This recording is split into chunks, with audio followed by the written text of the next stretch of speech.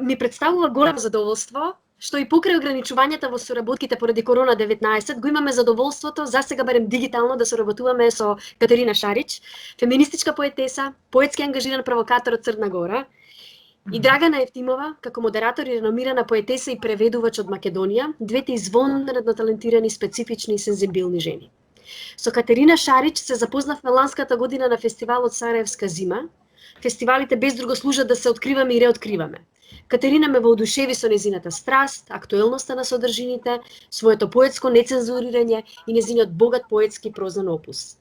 Во рамките на овој дигитален перформанс, таа ќе ни се представи со поезија од збирките Породични циклус, Настојање женом, од девојке до жене и неколку самостојни песни во контекст на атмосферата на овој дигитален поетски перформанс. Драгана, многу ми е драго и сум ти благодарна што прифати да ја модерираш, да го модерираш целиот разговор со Катерина. Ти си една од нашите реномирани, инспиративни, посебно талентирани авторки и поетеси од помладата генерација, нели, на македонски талентирани поети, преведувачи. Тоа е една од појаките страни во Македонија, поетското изразување, што ми е, како се вика, сосема и разбирливо со оглед на тоа дека ни припишуваат дека сме генетски талентирани за ритам, така? И за музикалност. Но да не должам, Драгана, Катерина, повелете и многу ви благодарам за денешното перформативно поетско задоволство што следи. Благодарам тебе, Иванка, на позивот. Да. Голема благодарност за можноста да се запознавам со Катерина виртуелно. Предизвик е да се разговара со некои силни жени, особено поради охрабрувачките теми што ги носат во себе, како сензибилитет, каде што преку нивниот глас се слушаат едноставноста на зборовите, но носат длабока порака. Катерина Шарич е родена 1976 година, живее и работи меѓу родната Будва и Белград.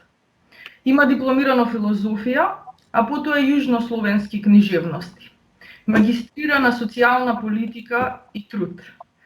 Катерина, првото прашање што би ти го поставила е како авторка што пишува општествено ангажирана поезија, проза и есеистика, со исклучително нагласена индивидуалност во вашите песни, би сакала малку да ја опишете собствената индивидуална слобода во пишувањето. За почеток да ни кажете што е тоа индивидуална слобода во пишувањето на овие простори. Драгана, поздрав за тебе, Иванку, и за дивну Македонiju. И прво да ти кажем, ова питање е одлично, затоа што суочавам у Црној Гори, а вјеруjem и ви Македонiji uopšte ovdje na Balkanu kao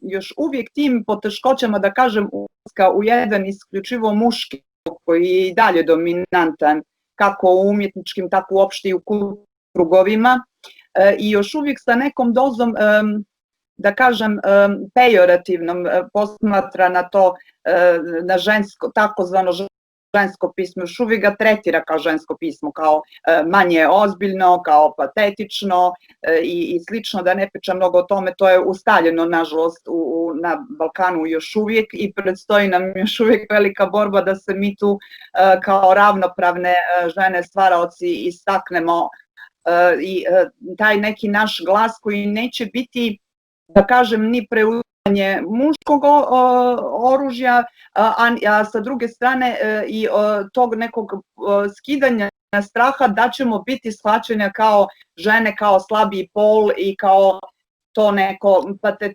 patetično pismo. Otud vjerovatno i moja snažna potreba da pišem socijalno angažovanu, kao što si rekla, književnost, jer kroz nju se borim da socijalna uloga žene, koja je nekako tradicionalno pripisana, bude proširena, da ne bude shvatana isključivo kroz ženin status i ulogu majke, ćerke, supruge, koje će samim tim jedan porodični familijarni kontekst da sputava slobodu izražaja, da dolazi do upravo konfrontacije individue, žene sa jedne strane s svim tim ulogama i zbog kojih ona ne može još uvijek da bude slobodna u izrazu do te mjere kako bi mogao biti muškarac. Jer ženi će se uvijek zamjeriti, pa da, znate kako kažu, ne možeš da ogoliš svoju seksualnost, čita tvoj sin ili tvoj otac, da te bude stid, pa će... Stalno su te neke etičke kategorije stida, krivice, nekako još uvijek u rangu, u domenu sputavanja ženskog izraza. I ja kroz tu, kažem, socijalno nekako pokušavam da skidam te neke i predrasude i tabue i te uloge stalno, jer ovo je 21. vijek, žena je odavno izašla iz privatne javne sfere iz privatne u javnu sferu, što je dodatno usložnilo, iskomplikovalo njenu ulogu iz kuće, iz doma u javnost i sad je na njoj taj dvostruki teret koji treba da nosi i načine na koji ga nosi, kako se bori sa i dalje omalovažavanjem i sličnim problemima, da ne pričam mnogo, to je uglavnom meni u pjesmama sve onako tematski posloženo i opisano. Koliko sam ja kao stvaralac mogla svojom snagom izraza da doprem do svih problematika koje sam naglasila. Да. Сега ќе ни ја прочиташ и првата песна. Vas trojicu, za svetu trojicu, kao malo, na dlanu vodicu, kao oka zjenicu čuvam. U ime Oca i Sina i Svetoga Duha, u ime kćeri dopisane, u pola ženske glave ove vam jadnice, za temelj žrtve paljenice, krsti se jedna žena. Razdijeljena na vas trojicu ravnopravnih snaga, junaci, neka su vam vazda podignuti barjaci, na 3 stuba za kuću davno razoranu, kao brazdu po kojoj niče sjeme vašeg prekora i prezira. Nikad vam ništa ne valja. Da ima žene i kuće bi bilo. Vuci gorski šakali moji, da kuća što valja i vuci bi je imali.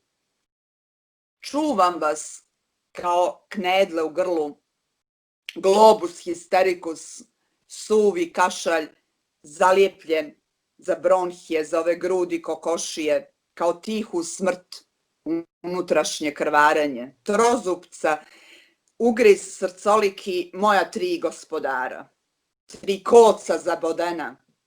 Svaki svoju zastavu raširio, svaki svoju teritoriju zapišao, na ovu ničiju zemlju, na ovu tuđu večeru, na ovu guju nevjeru. Vas 3 kraljevska sina i najmlađi kraljević, majčin sin, po ugledu na džeda i oca, 3 metka, 3 hica, prvo pa muško, da se zna ko kosi, a ko vodu nosi. Božja ti vjera, on me najjače za srce ujeo, za pupak, za dojku sa kojom si igrao. Taj 3. hitac nije promašio.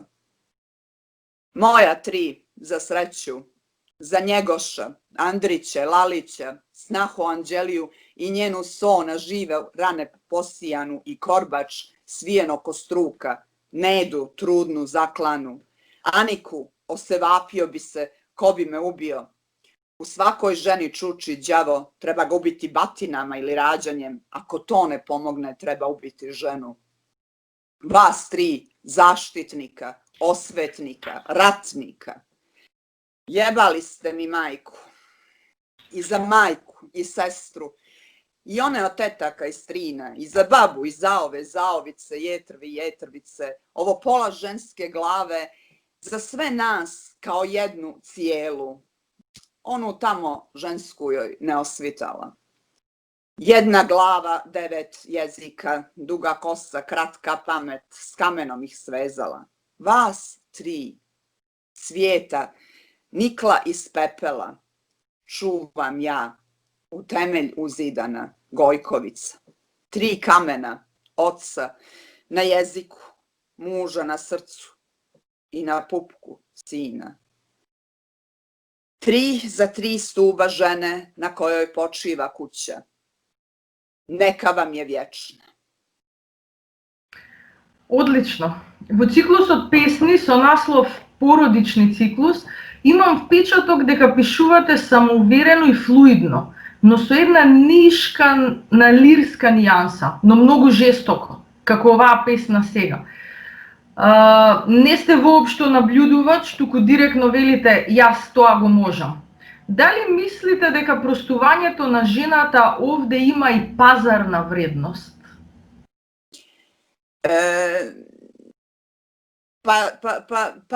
Da, Dragana, sa jedne strane posmatrano žena je taj neki objekat kroz objektivnu prizmu zapravo i gleda. Ovaj sam termin kod nas tuđa večera označava ženu koja ima tu i pazarno, dobro ste rekli, vrijednost.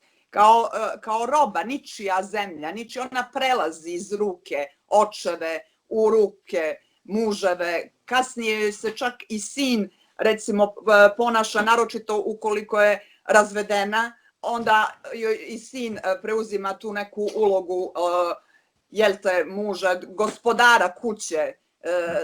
Čini mi se kao da to neko rimsko pravo na kojem počiva uopšte pravo u našim zajednicama ovdje, u kojem se ženi dodjeljivao tutor, kao da je imala poslovnu nesposobnost da odluke donosi sama, nego je trebala kuratora, tutora, nebitno koji termin da koristim, nekoga iza koga bi se zaklonila kao iza društvenog statusa, jer žena koja nije udat, koja nema muškarca iza sebe, smatra se nekako i neću reći manje vrijednom, ali svakako neostvarenom, što opet jeste jedna neka tržišna, pragmatična vrijednost koju živi potrošačko društvo današnjice.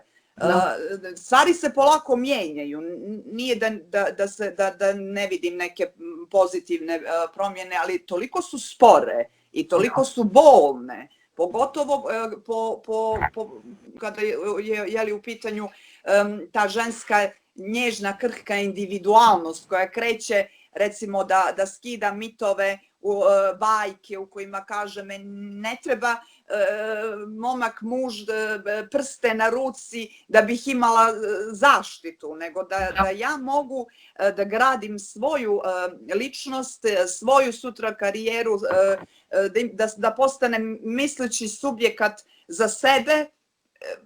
Vrlo je još problematično i na tome još mnogo mora da se radi da bi se žena, kažem, uvažila kao subjekat, ravnopravni subjekat, a ne tu objektivnu tržišnu vrijednost. Evo, i dan danas kad reklamira se auto za prodaju, pa stoji na njemu polunaga žena koja se poistovjećuje sa mašinom da bi bolje prodala auto ili već ne znam, i taj neki reklamni, propagandni sadržaj. Novine najobičnije sad na trafici koje ukrštene riječi, pa na njima je polugola žena. Kakve veze ima polugola žena na naslovnici sa Rubikonom ukrštenicom? Znači, odmah šalje tu poruku, kupit će, muškarac će prije kupiti i tako da ta kupoprodajna, nažalost, još uvijek i mediji nju forsiraju i tu sad smo dobile novog neprijatelja, mi žene. U 21. vijeku. Sa svim uplivom tehnologije mi smo dobile mediji kao još jednog neprijatelja koji nam šalje poruku da i dalje imamo tu tržišnu, objektivnu i pogotovo mladim curama je vrlo sad teško, još otežanije zbog toga što im se opet servira ta neka poruka da su na prodaju, jel? Da treba neko da ih kupi, nažalost. Da, baš reklami su to. Jedan kupuje, drugi prodaje, baš to. Da.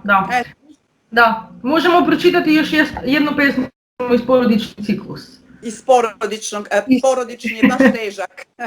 Baš težak jer govori o, da, koliko je teško, jeli, iz tih muških, da, ovaj druga ta pjesma sad posvećena sinu. Da. Bez naslova je, da. Da. Ne provlači mi se ispod skuta. Mogla biti ostati izrešetana koža mladog jelena. Skalp s ruleta ruskog prosut preko opasača.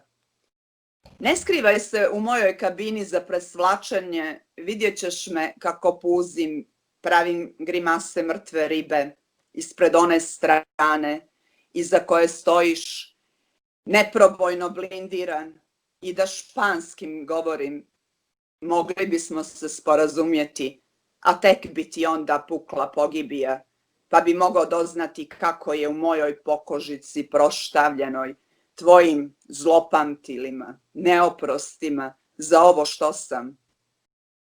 Ne obuvaj mi cipele u kojima sam te s babine na babine podizala, od vezice do vezice te gušila.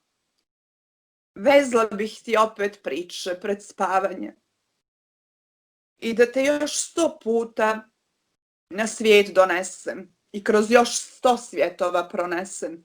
Mogao bi me i razumjeti. Mogla bih se ja tebi ispod srca potkrasti ovog puta, a tek bi ti se tada smrklo pred očima kad me vidiš. Bolje je i ovako, da me posječeš s porodičnog stabla, prognaš od tribunala Haškog. Opet će mi biti draže što si roda muškog. Благодарам, Катарина. Одлична песна. Авторка сте на 11 самостојни изданија, застапени сте во бројни антологии и зборници во регионални портали и печатени медиуми.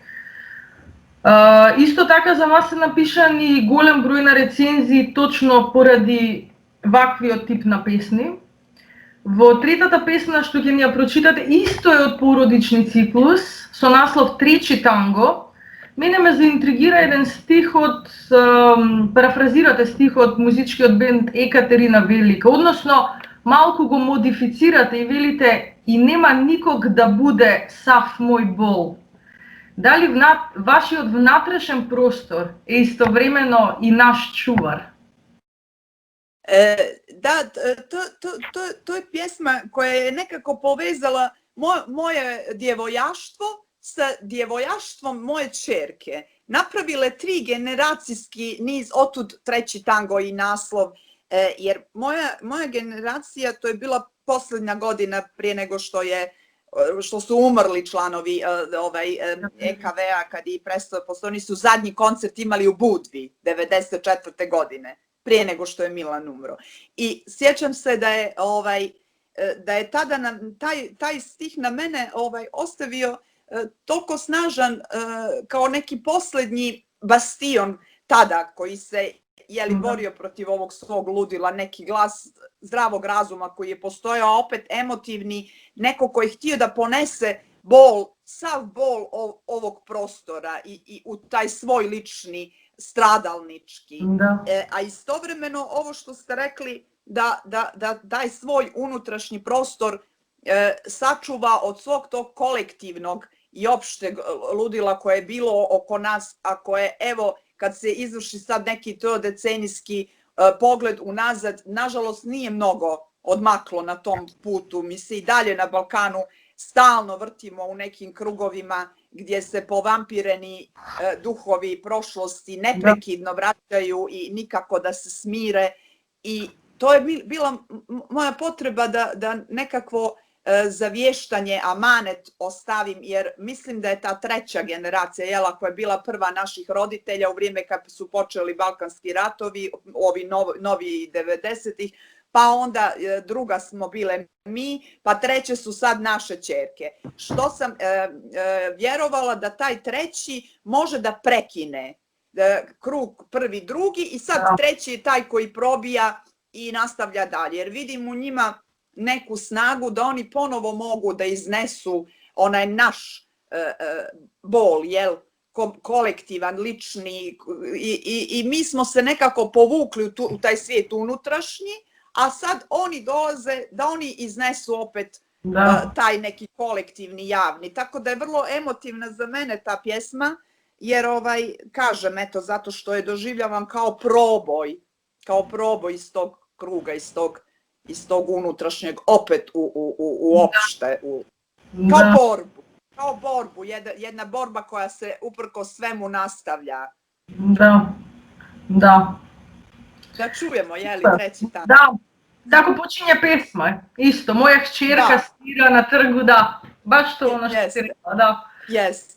Ona je inače prevedena, ne znam da li sam vam to poslala u biografiji, ona je prevedena na engleski jezik i ušla je, što je mene vrlo obradovalo, u jedan divni zbornik u Kaliforniji, na koledžu, na Delta koledžu, da nju izučavaju studenti u prvom semestru. Tako sam dobila pismo prošle godine koliko je njima to bilo kada su primili i ja imam negdje, ne mogu ni da stignem da zapišem kako se zovu svi ti, negdje ću naknadno poslati taj zbornik radova koji su izučavali upravo na tim sociološkim predmetima, tu moju prevedenu izbor iz poezije, između ostalog je treći tango ušao u tu priču, kao ta priča balkanske borbe žene, na to sam izuzetno ponosna. Treći tango. Moja ćerka svira na trgu u gradskoj muzici, neku skalameriju koja zamjenjuje klasični klavir. Sintisajzer ga zovu, kaže pogrdno, moj tata, kojeg ta buka užasno nervira. Sinestezirano vrijeme udružuje sve zvuke i sva čula, a ja se još nekako nadam da udružit će opet stare Slovene. Stalno je molio Boga da ne bude kao ja, goli hir, da ne udara na poene. Ona svira valcer iz prvog ešalona. Sovjetskog filma koji nisam stigla da odgledam, ali pamtim neke remake domaće na zadatu temu komsomolaca koji odlaze u kazahstanske stepe s namjerom da se preko noći obogate.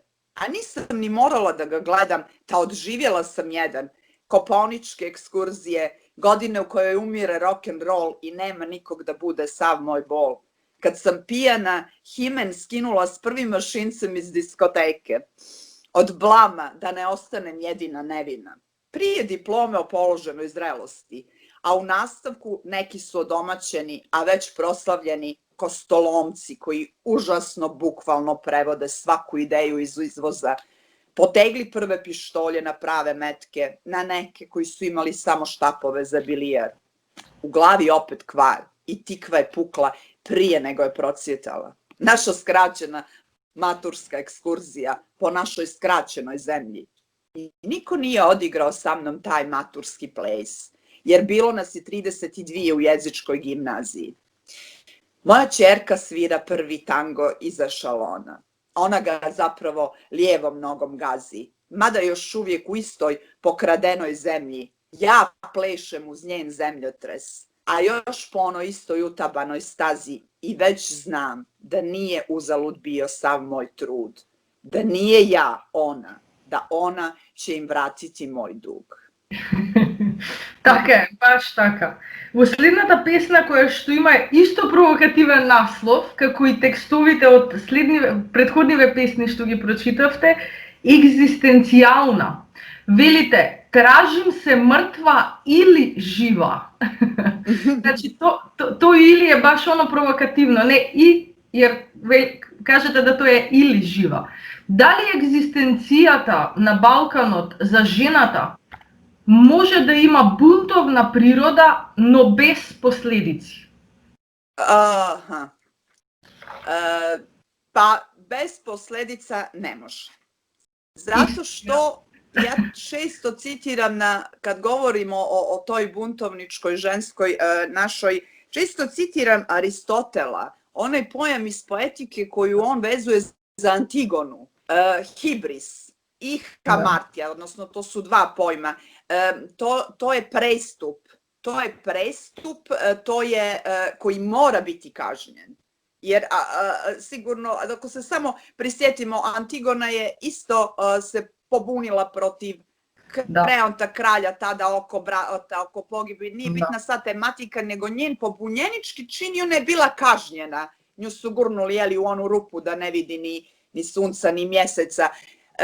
Pa i žrtvovanje Ifigenije, pa mnogo tih ima vezano za koje kasnije Aristotel zove tim pojmom. Ako napraviš hibris, ako se pobuniš protiv autoriteta, protiv pravila, čak i onog nepisanog, a ono je zapravo najteže, to je ono običajno pravilo koje zajednica jeste. Ako ga prekršiš, ako ne znam, s 15 godina se ne ponašaš kako sredina od tebe očekuje, nego recimo šta sad obučeš mini suknju, piješ za šankom ili još uvijek, nažalost, to iako je 2020. godina, još se može čuti i pogrdno upućeno ženi koja je izašla sama, pa sa tim se bore i Njujorčanke, a kamoli mi sa Balkana, pa imali smo prilike Carrie Bradshaw da gledamo u Seksi grad i ona njene stalno lamentiranje nad ženom koja sjedi na Manhattanu u kafiću sama pa mora da drži novine ili nešto, eto, da se zakloni od dobacivanja, a gdje smo mi u odnosu na Manhattan, tako da nema govora o tome da se još uvijek žena itekako etiketira, obilježi i samim tim joj kazna slijedi, odnosno kako ste vi rekli, Dragana, posljedice.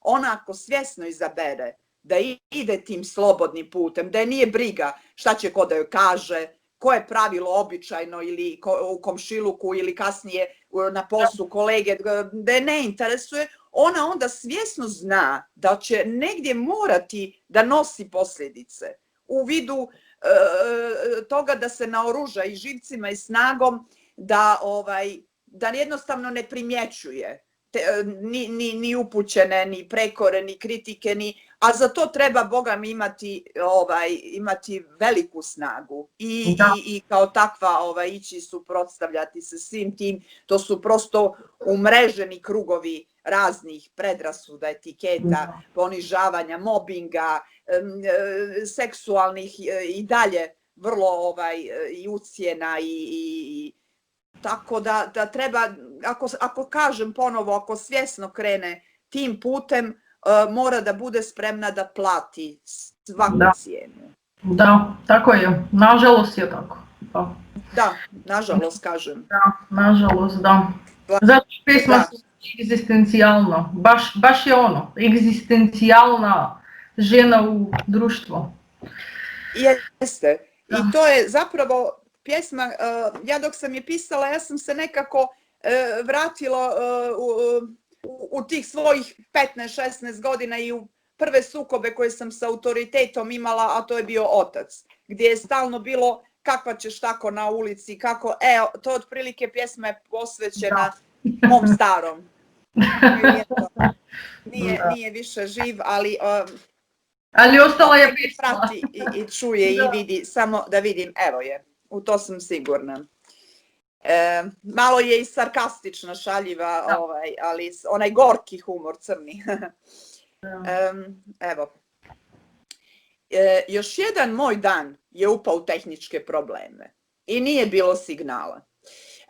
Mrzilo me da se prebacim na neki drugi kanal, da provjerim kablove, kontaktiram operatera, kontaktiram bilo koga. A mrzilo me i da ustane. Gađala sam ga daljinski. A prijavile su komšije da stigao je novi paket s brzim protokom informacija u moj grad. I dok je moja slika prikačena za banderu, traži se, živa ili mrtva, oticalo blatnjavu loku s kišom, čistači su pojurili da otčepe šahte da bi voda slobodno proticala. Iščaurila sam se da me ne nađu. Šutiram neku konzervu nogu pred nogu. U ušima mi odzvanja glas mog starog. A mora da ti je baba s Turčinom zgriješila ili su tu zamijenili u porodilištu plahte. Niko si ništa. Na ujčevinu se lijenu uvrgla. Propušta misli kroz kolutove dima. Pušim ko Turči. Lijena ko lenjivac. Savijam se na boku, pa sa boka na bok. Prebacujem misli sa jedne na drugu stranu. Tražim se mrtva ili živa. Nalazim se u paketu. Slijepo sam mače koje niko ne želi neće da usvoji. Koje prenose od tetke do strine da ne nađe put do kuće, da ne progleda.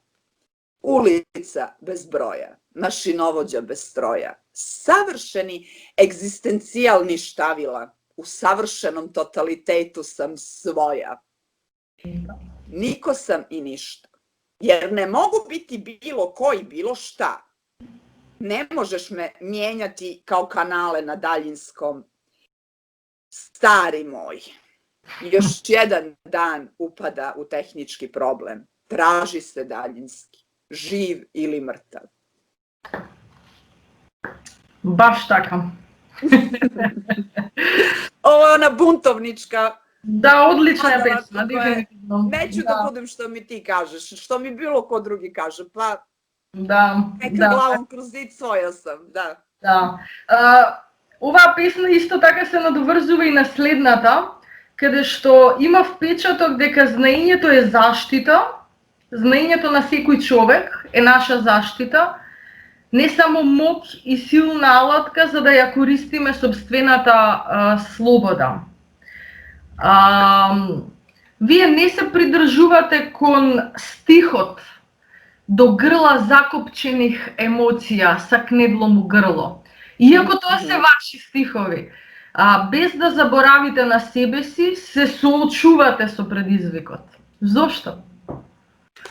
Da, to je ona, to je ona, vidimo se, otprilike, isto je bez naslova, ali to je ono, isto je ta pjesma iz tog ciklusa žene koja pokušava, djevojke koja pokušava da ostvari vezu, partnersku vezu sa mladićem, i sad Dragana, uvijek nekako ste markirali i moje omiljene stihove, jer to je mali kao paradoks sa kojim ja pravim tu jednu ironijski otklon, kao žena prilaziš muškarcu, kojem si se dopala, koji te pozvao ponovo da dođeš, koji je poželjna, da nastaviš sa njim vezu, a on ti zamjera i traži da do grla zakopčaš emocije. Nemoj mi doći kao otvorena knjiga. Mnogo mi je. Svo to žensko tvoje emotivno, svi ti tvoji hiroviti ispadi, plači, smijehi. Sve mi je to mnogo da ponesem. Više volim laganu ženu koja je nekako zakopčana, nema puno oscilacija, ona te gleda, smješka se, šalje ti poljupce, sve to neka površna, lagana priča, koja je danas u 21. vijeku možda i zbog tehnologije i društvenih mreža svega nekako ne silazi mnogo u dubinu. Otud taj stih, zakopčaj se da bolje prođeš, da te lakše nosim, jer ne želim da silazim da mi sad ti sve te tvoje neke svojeve ludila otkrivaš, jer ja kao muškarac 21. vijeka nemam snagu da nosim. Nešto se tu opet i dogodilo što je teško, ne može se pripisati samo muškarcima, i žene nose odgovornost. Možda su žene postale previše, da kažem, zbog tog što sam već pominjala, zbog tih usložnjavanja uloga, što je ona sada i unutra i vani i svuda ima 7, 8, najmanje 10 više uloga u odnosu na prošli vijek kad su se njene uloge kretale u okviru 4 zida.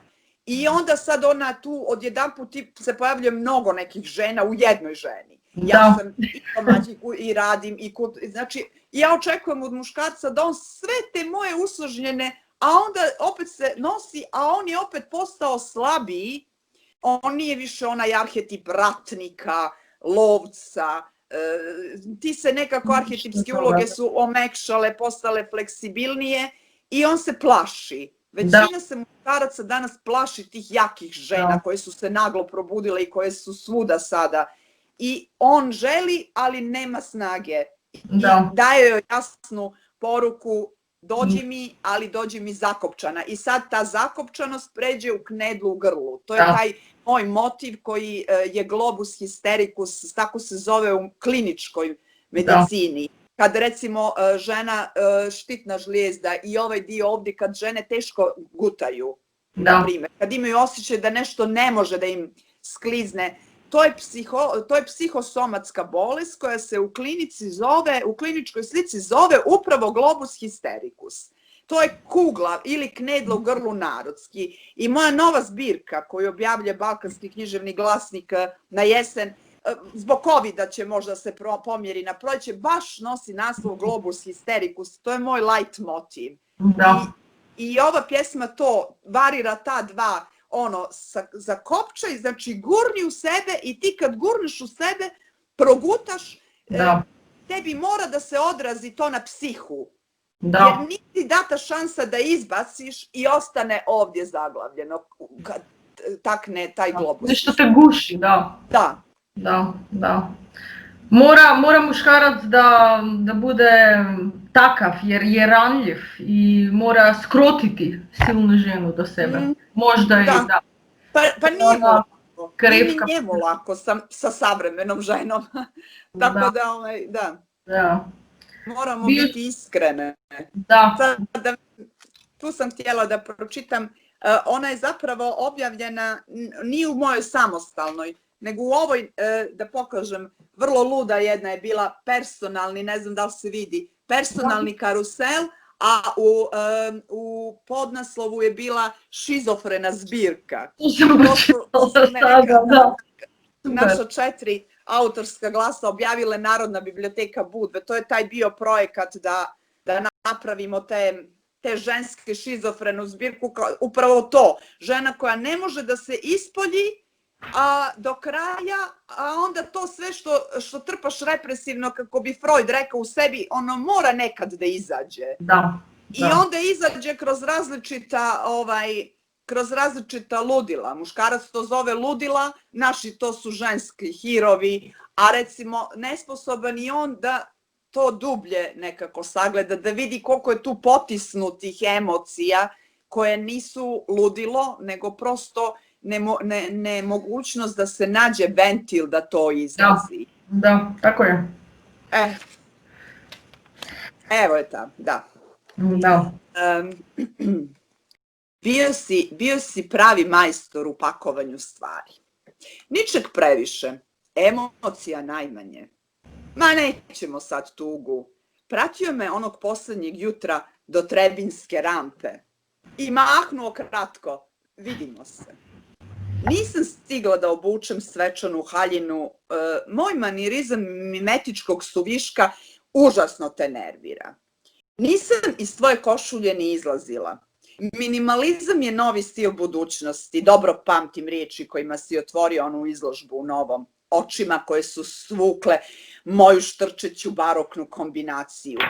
Svedi se, kitnjasta moja, od ukrasa ti samo ja trebam, a na to tijelo bit će dovoljna samo košulja moja u naredno jutro. Ta nedjelja čišćenja ostaje zapečaćena u arhivi mojih sjećanja, pretumbanih sjećanja u kojima mi zavodiš strogi red.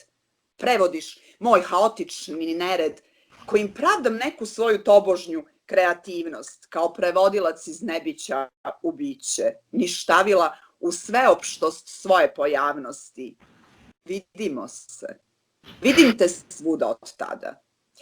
Čitav svijet postaje izložbeni prostor, kostur preko kojih je razapeta tvoja slika, ram preko kojeg su okačene moje kitnjaste kreacije. U minimalizmu sređenih sjećanja lebdi tvoja laka fraza koja ne ostavlja prostor za pakovanje bola rastanka. Vidimo se. Drži me za reč, drži me za red, drži me za naredni susret.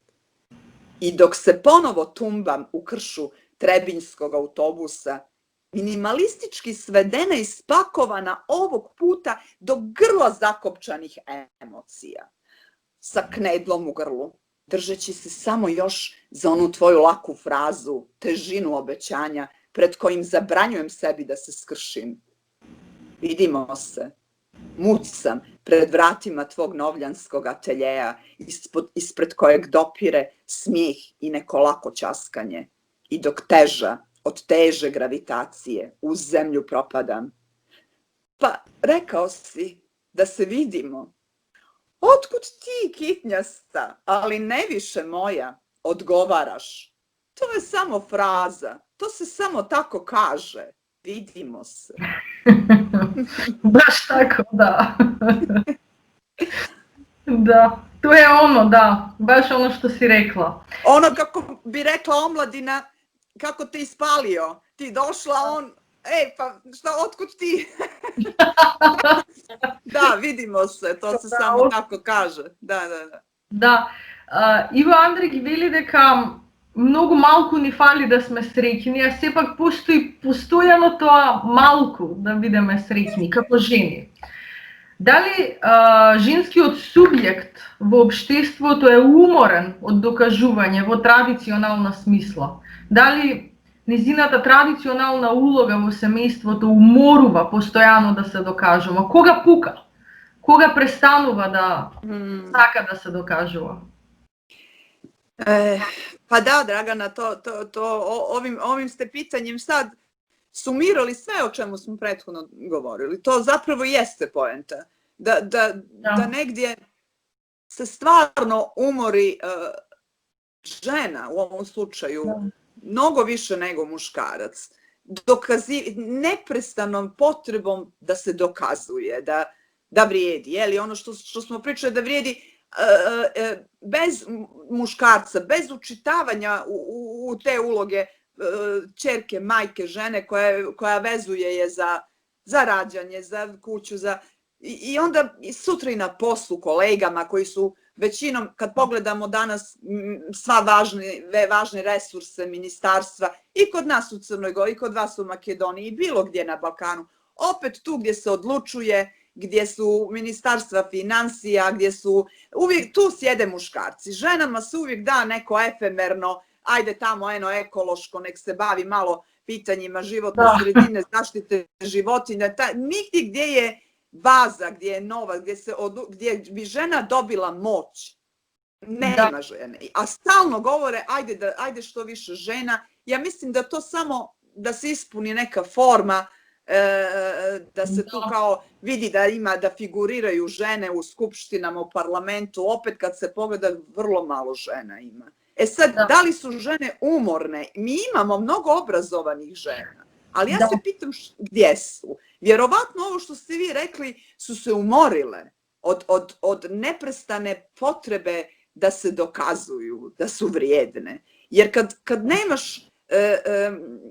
nemaš, kako da kažem, unaprijed zacrtane ravnopravne matrice kroz koje se krećeš, bez ikakve potrebe da se dokazuješ ili kao žena, ili kao manjina, ugrožena kategorija, bilo koja ima mnogo duplu težinu nosi zbog toga. Vjerovatno dosta njih kaže sebi, pa neću ni da idem tuda, dok se ne omogući da koračam bez potrebe da ikome išta, nego da o meni govore moja djela i da mi bude suđeno kroz moja djela, a ne kroz te neke forme koje moram da dokažem. Vjerovatno se neće suštinski nikad ništa ni promijeniti, dok ne očistimo stazu za sve koji će tu da idu podjednako. Da. И потоа тие индивидуални жени што се излезени од таа традиционална норма делуваат и функционираат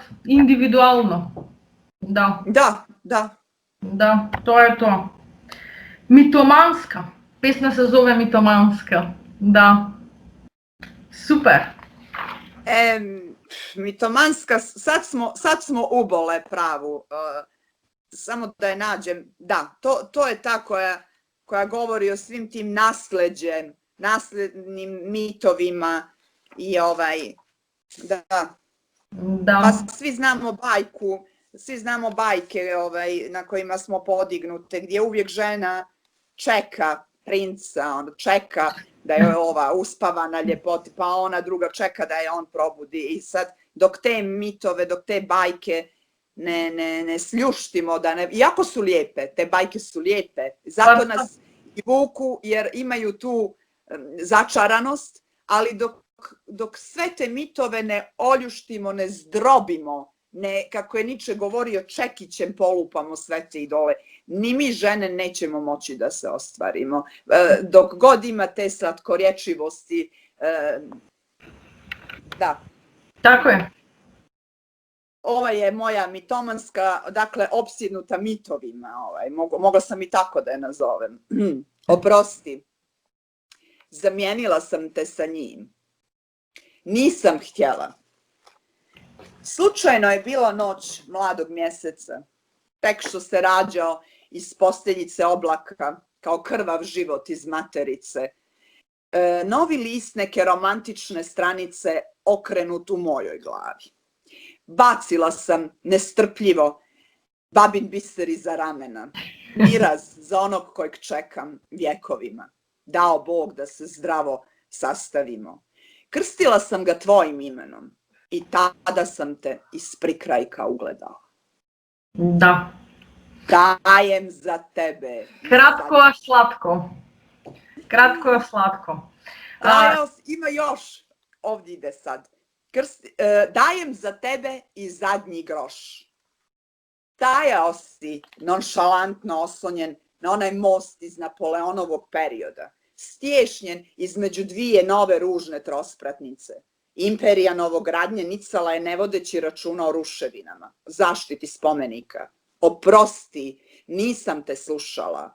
U ušima mi je zveckao neki sitniš šibicara iz džepova, kicoša, neka frivolna pretvaranja, s revera prikačenog bedža sa slikom. Skliznula sam u tu metamorfozu, načas otvorenu pukotinu vremena, kao da u neki tanak sanak snesena bejah, kao da čitam Jelenina pisma Nikodimu. Ti si moja mala devojčica, ti si moj život. Koliko košta njegov ostatak s tobom? Koliko košta ova noć? Šta kažeš za trampu, za biser moje babe? 1.000.000 rubalja ispod Gučijeve haljine frivolnih prevara. Mijenjam staro za novo. Oprosti, zamijenila sam te sa njim. Nisam smjela. Tvoj zveket šibicara sa zvucima trubadura, onog kojeg čekam vjekovima. U džepovima, ispod prašnjavog od silnog puta kaputa, skrivena od zlata jabuka. Posula sam se šećerom po glavi da nam život sladak bude. Prebacila jabuku preko krova, hitnula je do viteških turnira, do mitskih daljina, nije trebalo sudbinu da prozivam. Oprosti, zamijenila sam jednu bajku drugom i ostala zaglavljena na prološkom pragu. Već je bilo kasno da se vratim. Biser su pojele svinje i jedini trag do njega bio je izgubljen. A moj mjesec mlad vjenčan već za tvoj rever, za onu sliku s bedža u koju sebe kao u zrcalu spazih, dobio kaput džep, našla vreća zakrpu. Oprosti, zamijenila sam te sa njim. Bilo je slučajno. Sa onim kojeg čekam život cijeli. Да, оваа песна дефинитивно мене ми остави најголем впечаток и ја читав неколку пати. Велите, колико кошта ова ноќ? Колку кошта индивидуалната болка? Да. Дали има цена? Или дали ја намалува одговорноста пред собствените желби? Се отвараат многу прашања.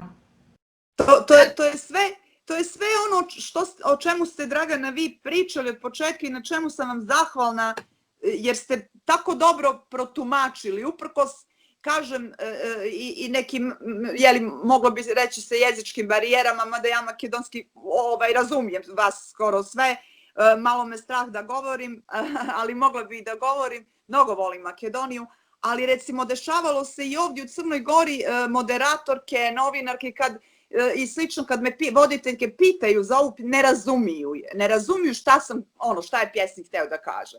Ali vi ste tako to razumjeli odlično i kroz ovu ste pjesmu povezali vjerovatno i ono što vas kao pjesnikinju, jer osim što ste imali... bliže, da. Jeste. Negdje je nas približilo, to je to o čemu smo svo vrijeme govorile, ta tržišna vrijednost, koliko košta i koliko, da čak i tu uvijek se, da kažem, uprlja ona prvobitna zanesenost, zaljubljenost i to je ovo ona vidi u njemu, uvijek je pogrešan i stalno ima potrebu da mu kaže oprosti, nisi ti taj. Ja sam te zamijenila s onim kojeg čekam, a ona ni sama ne zna koga čeka. To je ona misli da čeka tog princa. Ona misli da mora da čeka, to su ti mitovi, bajke. A ona ne shvata, oboje su zaluđeni. Oboje misle da to mogu da mijenjaju, kupe, zamijene, zapravo jer su se našli zarobljeni. Oba lirska subjekta, i muški i ženski, zarobljeni u tim tradicionalnim i oni sad ne znaju kako i da izađu iz toga. Moja pjesma to poručuje da treba da se izađe iz tih matrica i da iz slatkorječivih i tih, to su ti stihovi iz Veket, šibicara, iz žepova, iz mitske daljine, trubaduri, to sve treba da se skine i ostane za nama. I da se ulazi, da kažem tako, u veze, u ljubavne, da se uđe otvorenih očiju. Ukoliko je to moguće, ali mislim da opet smo svi mi skloni da mitologizujemo, da idealizujemo kad se zaljubimo. Pa Platon je zapisao jednom da se zaljubljeni ponašaju kao budale, kao bolesnici. Pa da, tako je. Da, dok se ne otrijezne i onda bude, ali i dobro, ima i to svojih čari. Da. Zadnja pjesma koja ćete pročitati, ja ću vam pitati opet na makedonskog. Преку собствениот идентитет, нашиот, женскиот, машкиот, детскиот, било каков што го носиме во себе, секој од нас ја обмислува културата. Вие на овој ден обмисливте еден вид на културен идентитет на жената, која што дава еден чекор напред во размислувањето и во следните генерации, еден патоказ кој што е многу подобар отколку да бидеме во место вгручени и да не мрдаме. Еден македонски монах, еден Климент, така се нарекува себе си, во едно интервју рече дека архетипски ние носиме слободата во себе. Мене ме испровоцира да ја запамтам таа реченица, бидејќи се работи за монах, кој што многу слободно размислува за слободата која што и тој себе си ја носи. Јас би ве прашала општо прашање, да заокружиме. Дали преку поезијата што сега ја прочитавте и воопшто што ја пишувате, што за мене беше голема провокација да ја и читам и да работам на неа на денешната сесија, можеме да допреме до границите на своето постоење. Колку длабоко гледаме во себе. Колку длабоко гледаме во себе кога провоцираме да напишеме нешто што другите не се осмелуваат да го направат. Pa da, ovo je sad baš filozofsko pitanje, zato se i ne čudim što ste kod monaha, jer religija i teologija i filozofija stoje na istom, poniču iz istoga tla, s tim što su se kasnije razdvojile, ali jedna i druga imaju tu potragu za smislom, naročito kroz pogled na sebe. U molitvi je i u teologiji to su ta tihovanja gdje čovjek silazi u postu, u molitvama u sebe, a u filozofiji opet je taj introspektivni moment koji baštini kasnije i psihologija kao neprestano potrebu da čovjek nađe svoje mjesto, ali ne da ga nalazi tako kroz ove utabane staze, nego ovo što ste vi rekli, taj putokaz, da on preispituje neprestano sebe i svoju poziciju i u društvu, najprije u sebi, u svojoj ličnosti, a kasnije i kroz sve uloge u društvu, u partnerskim vezama, u prijateljskim i tako dalje. Ali vrlo je to, kažem, danas, koliko ja se bar krećem i radim, a krećem se dosta i u krugovima i mladih ljudi i intelektualaca, vidim da mnogo njih više se ne bavi, slabo se bavi tim silaskom u sebe. Možda zbog tog brzog protoka informacija, zbog interneta, zbog nedostatka vremena, odnosno oni se pravdaju da je to nedostatkom vremena. Isto kultura, da. Pa nekako površinski se usvajaju bez neprekidnog preispitivanja koje zahtjev podnosi upravo i teologija i filozofija i moje pjesništvo nekako blisko svim tim temama jer sam ja i studirala i završavala i uporedo i filozofiju i kažem to je vrlo bitno jer to je neka i naša oaza i naša snaga, taj unutrašnji prostor. Ali eto, danas su opet svi, evo kad izađu zaklonjeni telefonima, stalno nešto listaju a slabo koga vidim da kažem da je sam, da nema ispred sebe telefon, dobro knjigu i novine više slabo ko ima. Danas su uglavnom drže telefone i opet se štite, a to je pogrešno jer ti ne štitiš sebe ako si stavio u kafiću telefon i listaš vijesti, listaš stalno brze, ne zaustavljaš se, ti zapravo pokrivaš sebe. A štitiš se kad spoznaš unutra ko si i kad na taj način, to se opet nešto desilo što stalno treba da se upućuje, naročito mladim ljudima, da biti sam sa sobom je ljekovito, mnogo ljekovito, da se spozna, da prvo spoznaš sebe, pa kasnije svoje ograničenja, svoje mogućnosti, svoje limite i kasnije ti praktično si odradio jedan veliki dio posla. Posle se na tebe ne mogu zalijepiti nikakve površne informacije, nikakve pogrešne iz medija, ne možeš poslužiti za manipulaciju, ni političaru, ni bilo kome, jer imaš izgrađen svoj prostor, svoju ličnost, svoju. A ova pjesma zadnja koju si rekla da je provokativna, ona je tu ipak isto govori o tome koliko je žena našla, opet žena je glavni lik. Izabrala sam, kod mene nisu uvijek žene glavni likovi, ali sam ovo za vas sad izabrala upravo te ženske zato što sam htjela da pokažem pogotovo vašoj ženskoj publici u Makedoniji borbu s kojom se i dalje suočava crnogorska žena, pa da sutra kad bude prilike čujem da li je i kod vas ide na bolje. Eto, prosto da se povezujemo sa te strane. Ova žena je u ovoj pjesmi platila vrlo, vrlo skupu cijenu da ostane svoja i da nađe sebe jer se nalazila u jednoj virtualnoj trojci. Malo nosi zato provokativni naslov. Blowjob, da. Da, evo nju ću pročitati da mnogo ne objašnjavam, jer ne volim nikad ni da objašnjavam svoju poeziju, ali s obzirom da ovdje ima male jezičke i možda neće sve slušateljke dobro znati svaku riječ, pa da bi eto, da znali da se tu kreće po toj virtualnoj trojci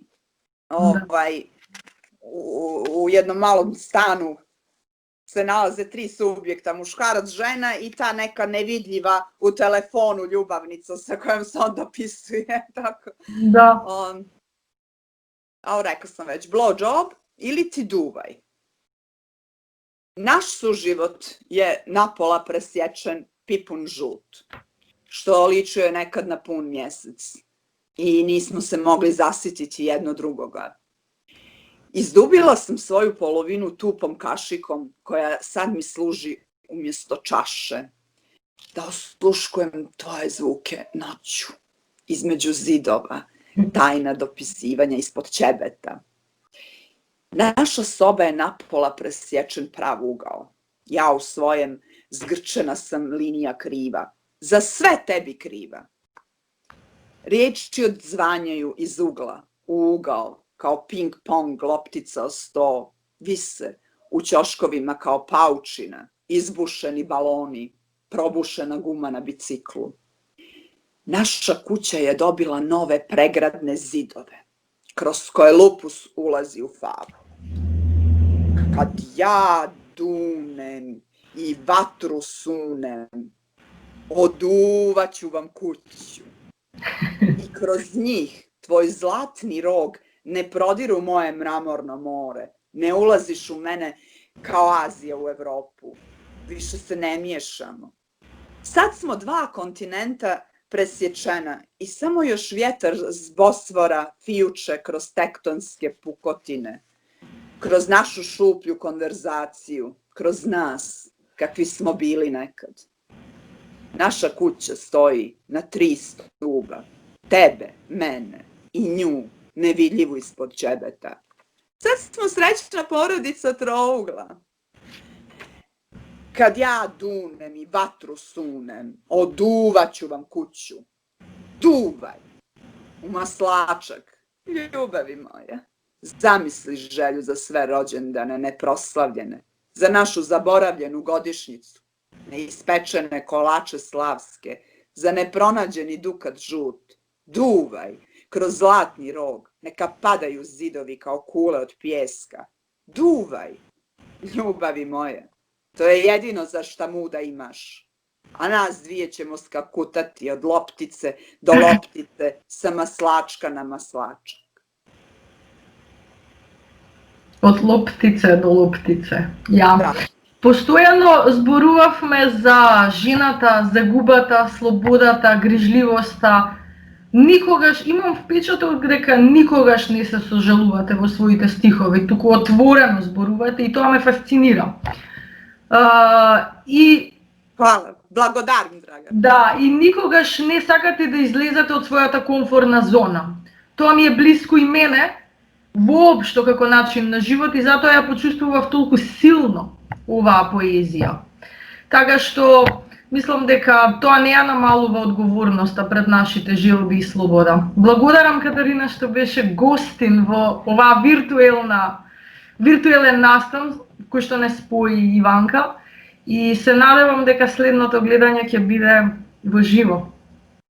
Nadam se ja, jer ste me inspirisale mnogo obje i to će tek biti ono, da kažem, taj pravi performans, spektakl u kojem ću ja moći da se krećem sa svom tom mojom scenografijom, gdje sam sad muškarac, sad žena, sad onaj prevareni. Ja iznosim tako tu poeziju, malo sam sad imala zbog sjedećeg položaja limitirana, ali to kao neki dramski, jer ima dosta dramskih elemenata i sami ste to i vidjeli, pa ja nju na sceni tako. Pa će vjerovatno neko biti još i iz publike da mi se pridruži, da uzme neku ulogu i da to tako se podijeli na interakciju. Mnogo sam zahvalna na ovome danas i eto i ja se nadam da će biti u budućnosti kad ova COVID situacija prođe i momenata gdje ćemo se i okupiti uživo. Pozdrav veliki i zahvalnost Ivanki našoj na povezivanju i vama, Dragana, na tumačenju, izvrsnom tumačenju moje poezije. Hvala vam puno, Katarina, Dragana. Želim iskoristiti ovu mogućnost. Recimo, mi imamo nekoliko dobrih festivala za koje stoje za sada vrlo u redu ljudi. Mislim da će se složiti Dragana. Recimo, Struškите вечери на поезијата. Во принцип, Тоша доста добро го води фестивалот и се отвара за нови интересни имиња, да речеме, талентирани луѓе, квалитетни луѓе кои што одстапуваат од некои стари екс-југословенски кругови. Не сите возрастни, туку има и млада популација која што доаѓа на фестивалите во Македонија. Караманови и Рацинови среди. Точно, како поетска вечер во Велестово. Девојката од публикации, така преславка млада уредничка организаторка, авторка. Да. Значи имаме можности па да видиме дали и културната политика ќе не поддржи за следната година и како ќе ни излезат и тие од нивна страна во пресред. Така ние од тоа стравуваме, бидејќи постојано не ги менуваат луѓето во Министерството за култура, така да малку не стресираат ни доцнати исплати, ни човек едно планира на крај друго, како се вика, е принуден да направи. Но иде да видиме.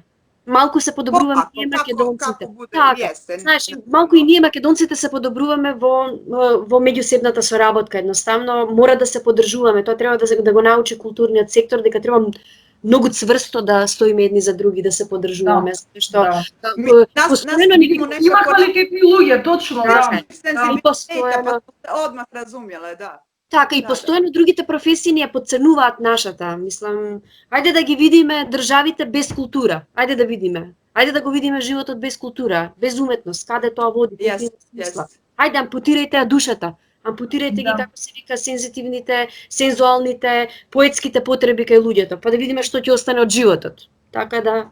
Tačno, Da, tako. tačno. To treba napisati pismo i svim ovim novim vladama poslati i svi govorite o financijama, svi govorite o ekonomiji, a dajte kultura, nije samo u pitanju da imam hljeba, a gdje su igre? Nije još otkad rekao hljeba i igara, pa ne može ni samo čovjek imati materijalno i biti zadovoljan. Tako. Da.